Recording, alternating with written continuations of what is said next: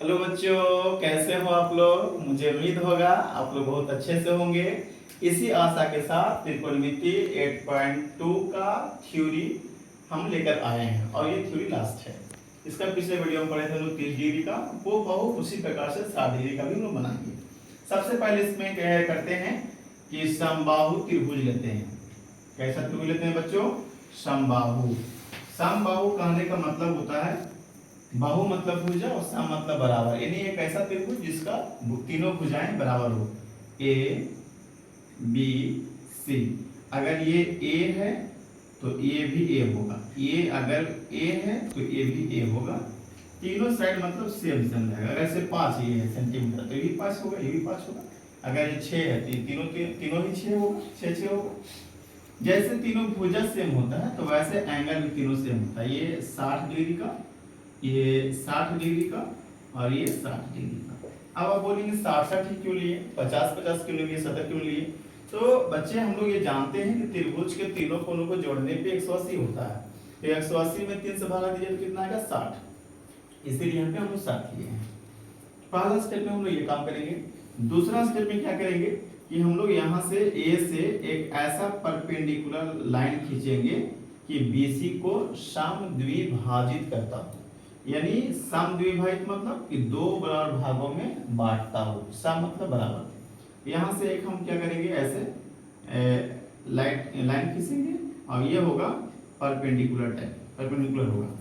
अब यहाँ पे नाम रख देंगे हम लोग डी।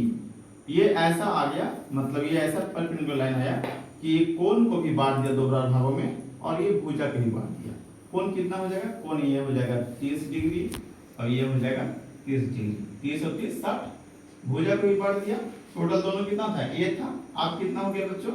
अब ये यहाँ से यहाँ हो गया a/2, यहाँ से यहाँ तक, ठीक। और यहाँ से यहाँ क्या हो गया?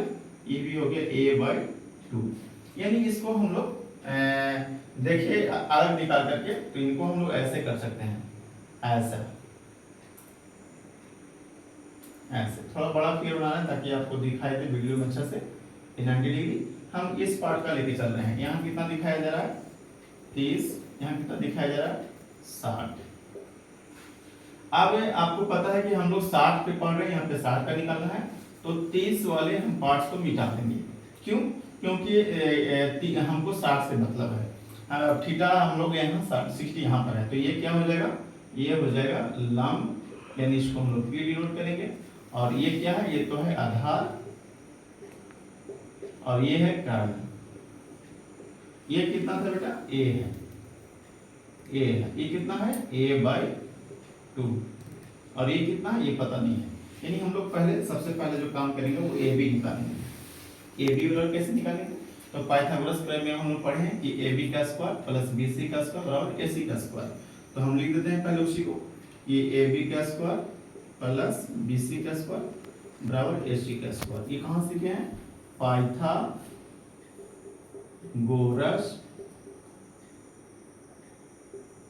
प्रमेय से। ठीक है बच्चों। ए बी कितना है? तो हमको ये निकालना है ए बी। बी सी कितना है? बी सी हमारा a/2 का होल स्क्वायर है। ए सी कितना है? ए सी हमारा a है, a का होल स्क्वायर।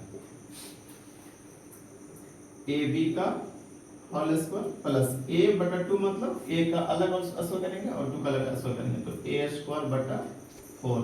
यहाँ पे कितना होगा? a²। आप क्या करेंगे बच्चों? ए बी का होल स्क्वायर, यानी a/4 जो है ना उधर घटा देंगे।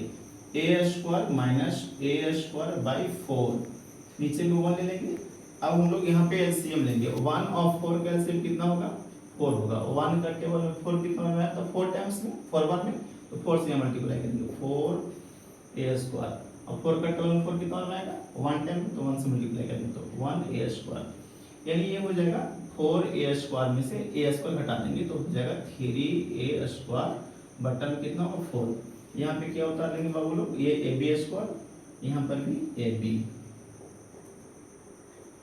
अब यहाँ जो ab² था वो स्क्वायर को हटा करके हम यहाँ अंडर रूट कर देते हैं। आप देखो ना, अंडर रूट का रूल होता है कि जो जोड़ा में रहता है वो निकलता है और जो बिना जोड़ा में रहता है वो नहीं निकलता है। तो a² के मतलब 2 को a है तो 1 को a निकल गया। 4 का निकल जाएगा 2 और 3 का नहीं निकल पाएगा तो ये हो जाएगा √3। यानी इसको हम लोग बता सकते हैं √3/2a। ए बी का मान हो गया। अब हम लोग निकालेंगे बाबू लोग sin 60, यहां से लेंगे तो p/h होता है, तो यहां से देखेंगे तो p तो ये हो गया, अब ये हो गया b, तो हमारा फार्मूला p है कितना, यहाँ पे आया हुआ मतलब इसका वैल्यू कितना निकाले हम लोग है √3/2a, यहाँ पर रखेंगे √3/2, हाँ a यहाँ पर है, ये हो गया p का मान हो गया, h का मान कितना है a से कट गया, कितना हो गया √3/2, ये हो गया sin 60 का मान। cos 60 का मान निकालना चाहते हैं तो कैसे निकलेगा b/h, b कितना है बच्चों a/2, अब h कितना है बच्चों a, इसको हम लिख सकते हैं a/2 गुना a, इसको 2 जो है नीचे लिख सकते नीचे आता है, इसे काट देंगे, एक हो गया और यहाँ लिखेंगे 1/2, sin cos हो गया। अब निकालेंगे तीसरा tan 60, इसका होता है बच्चों p/b, p कितना है तो √3/2a और b कितना है बच्चों a/2। ये कैसा मकान हो गया चौतला हो गया a b c d, इसको कैसे करते हैं तो √3/2 ऐसे लिख लेते हैं, फिर इसको हम लोग ऐसे लौटते हैं, ऐसे देखना ध्यान से, अंगूठा नीचे और उंगली ऊपरे, यानी ये हो गया 2 ऊपरे और a नीचे, ये काट देंगे 2 से 2 काट देंगे, ये हो जाएगा √3। बच्चों जैसे हम लोग sin cos tan का निकाले तो इनका उल्टा होता है, वो होता है कोसेक 60, इसको केवल उलट देना है 2/√3। सेक का उल्टा क्या होता है, सेक का कोस का उल्टा क्या होता है सेक, तो सेक 60 बराबर उलट के लिख दो 2/1, ये 2 का। इसी प्रकार से कोट का लिखना चाहते हैं तो कोट 60 का मान हो जाएगा, इसका उल्टा करोगे ऐसे नीचे खींच करके तो होगा 1/√3। मैं उम्मीद करता हूँ बच्चों कि आप लोग को ये बहुत इंटरेस्टिंग लगा होगा, अच्छा लगा होगा, क्योंकि हम बताने का प्रयास किए हैं कि जो वैल्यू होता है वो कैसे निकलता है, ऑरिजिनेट कहाँ से होता है। थैंक यू बच्चे, धन्यवाद।